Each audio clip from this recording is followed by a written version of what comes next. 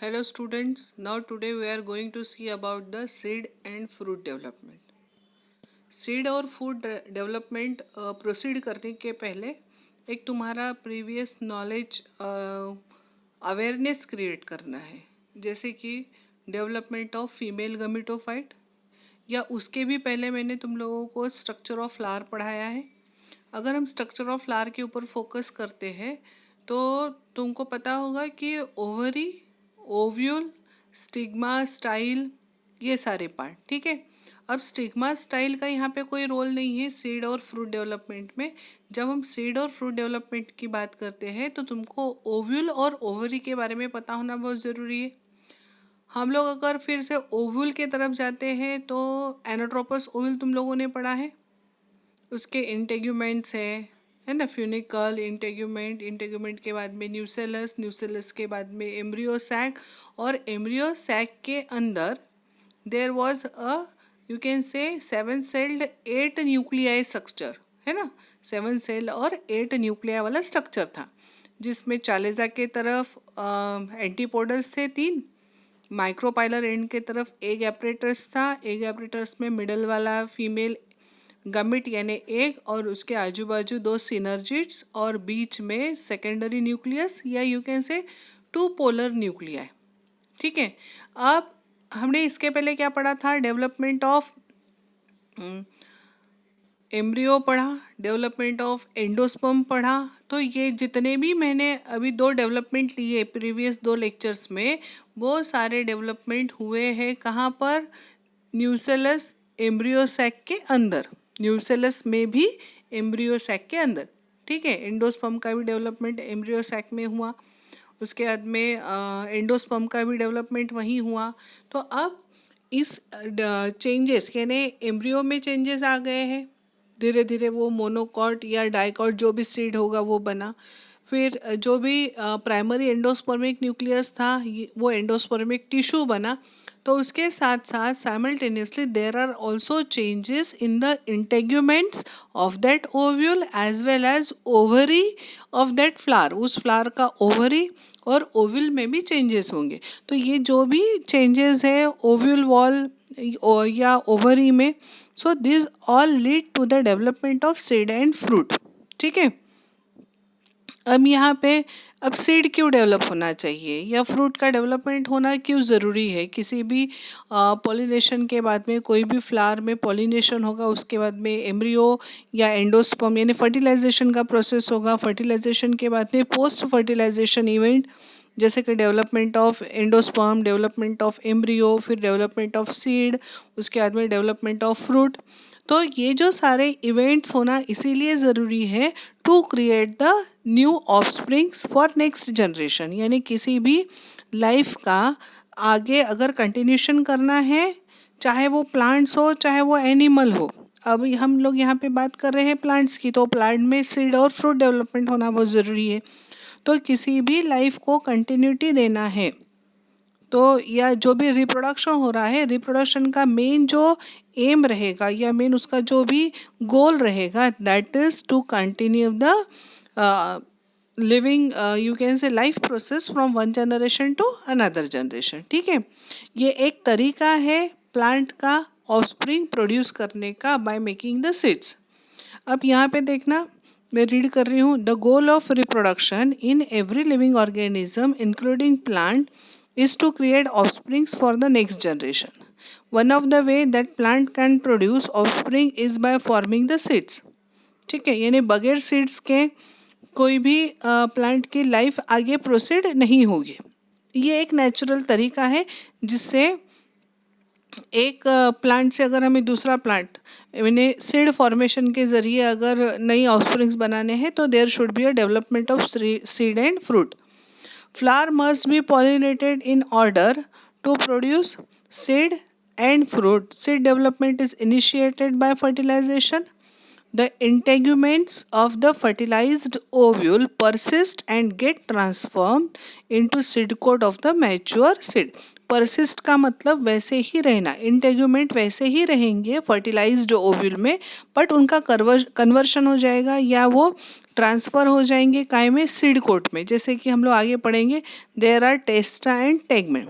अब यहाँ पर देखना, ये एक स्ट्रक्चर है, ये डाइकॉट का स्ट्रक्चर है। यहाँ पे दो कॉटिलिडॉन है, रेडिकल भी है, हाइपोकॉटिल, एपिकॉटल, सेडकोट एंड एम्ब्रियो। ठीक है। अब यहाँ पर इस डेवलपमेंट को अगर हम देखेंगे, ये ऊपर का जो स्ट्रक्चर है ये है मेज का। ठीक है, ये है मेज का। मेज में सीड कोट, ये मोनोकॉट है, seed coat and fruit wall. उसके बाद में endosperm, scutellum, coleoptile, plumule, radicle, coleorhiza and aleurone layer. इस तरह से ये हो गया मोनोकॉट। अब some seed sometimes consist of two distinct covering, a typical outer seed coat, the testa, and the inner thin membranous tegmen। अब ये टेस्टा और टेगमेन के बारे में तुमको बहुत अच्छे से अगर विजुलाइज करना है या उसका भी एक व्यू देखना है, तो जैसे कि आम की जो गुठली होती है ना, mango is a most famous and common fruit that everyone means having the experience of that mango. तो जो हार्ड कवरिंग होता है मैंगो सीड का, दैट इज़ द टेस्टा।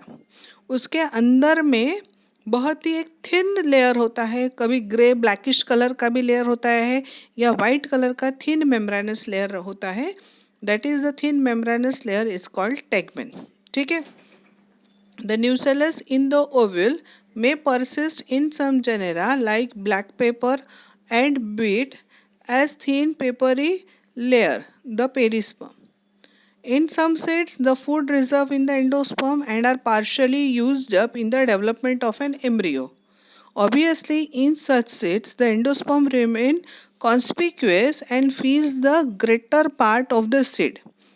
अब यहाँ पे तुम लोगों ने बहुत पहले यानी 9th-10th क्लास में तुम लोगों ने या last year morphology of flowering plant में भी पढ़ा होगा endospermic seeds and non endospermic seeds. ठीक है। अब एंडोस्पर्मिक सीड्स है नहीं जहाँ पे एंडोस्पर्म रहता है, नॉन एंडोस्पर्मिक सीड्स है नहीं जहाँ पे एंडोस्पर्म नहीं रहता। Endosperm this are the proteinaceous nature, यानी उसका ये प्रोटीन नेचर है। तो प्रोटीन दो तरह के होते हैं, एक होता है अल्बुमिन, दूसरा होता है ग्लोबुलिन।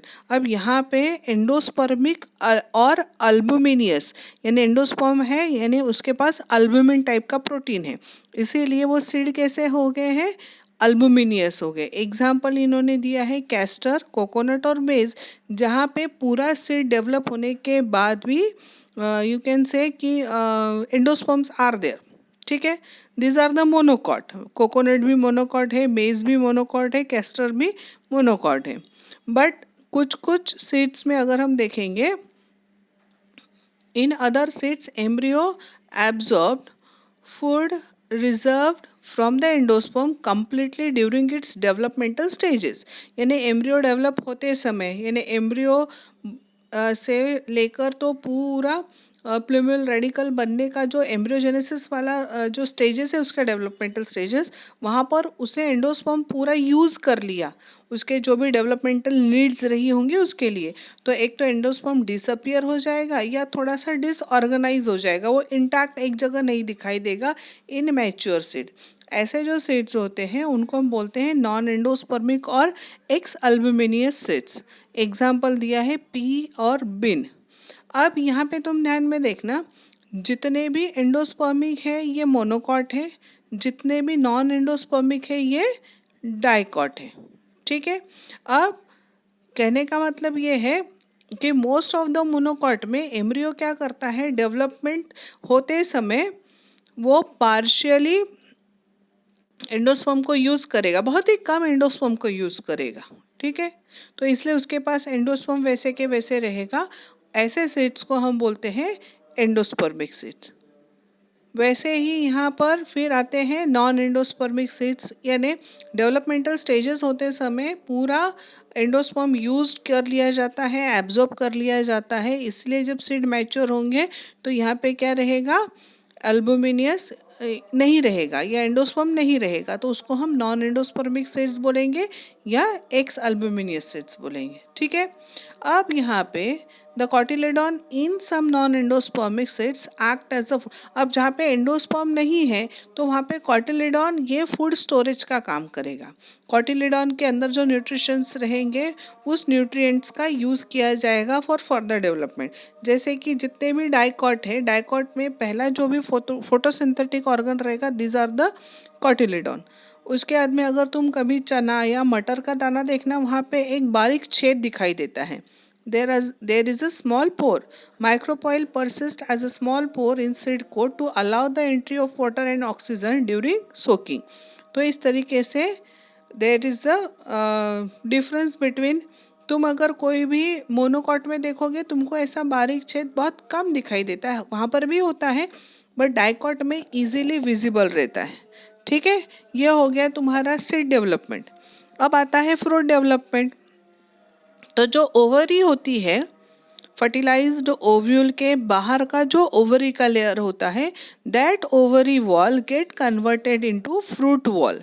फ्रूट वॉल डेवलप करने के लिए the hormones are produced by the developing seeds. Okay, as mentioned earlier, after fertilization, zygote is formed. Ovary begins to differentiate into fruit, and ovary wall develops into a pericarp. Pericarp is basically 3 layered structure. अगर हम लोग morphology of flowering plant वाला chapter देखेंगे तो वहाँ पे LS of mango है, true fruit का, तो वहाँ पे तुमको पेरिकार्प के 3 लेयर कैसे है तुमको वहाँ पे पता चली जाएगा।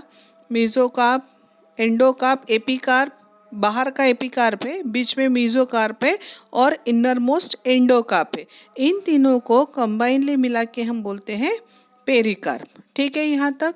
तो ये हो गया तुम्हारा डेवलपमेंट ऑफ क्या, सीड एंड फ्रूट। अब इसके बाद में आता है significance. Significance of seed and fruit development या fruit formation. Fruit provides nourishment to the developing seeds. Fruits protect the seeds in immature condition.